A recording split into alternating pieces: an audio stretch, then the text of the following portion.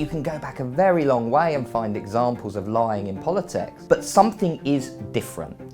And really what we're dealing with at this moment in time is a breakdown in the relationships that we had with traditional information providers, so newspapers, broadcasters, the kind of organisations that in the mass media era would have provided the vast majority of the information voters were using to make their decisions. Instead, they have access to new types of information, most obviously through social media, and that's changed where we get our information from, and it's opened up new possibilities for the sharing and dissemination of misinformation. It matters because people need to make informed decisions in democracies. They need to know what they're voting for, what their policies are, who the opponents are, so they can understand what their choices are. And if they're getting inaccurate information, they can't make these choices in an informed way. If you go back a few years, people were really optimistic about this new information environment. The idea that the stranglehold of traditional media elites that had tended to offer a relatively narrow diet of news media was going to be broken. Over a period of recent years, what you found though, is actually this hope has broken down.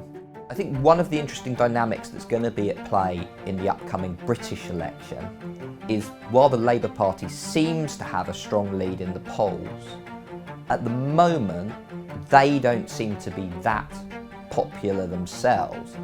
Their support is largely being driven by government unpopularity. And one of the end results this might lead to is a very negative political campaign. In an environment where negative political campaigning is taking place, the possibility of misinformation circulating becomes greater.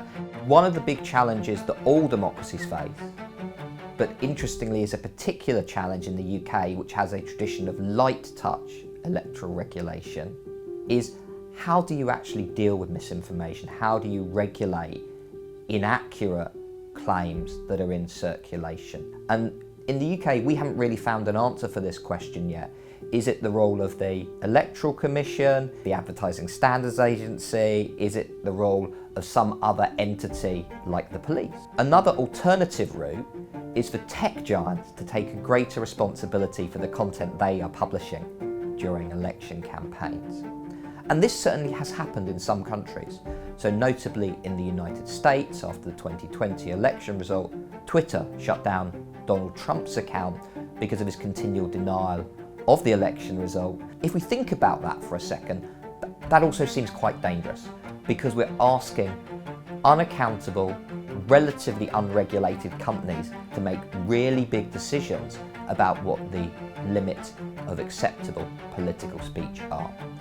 And therefore, in terms of democratic institutions, surely the ideal outcome is we decide democratically how we want those institutions to be regulated.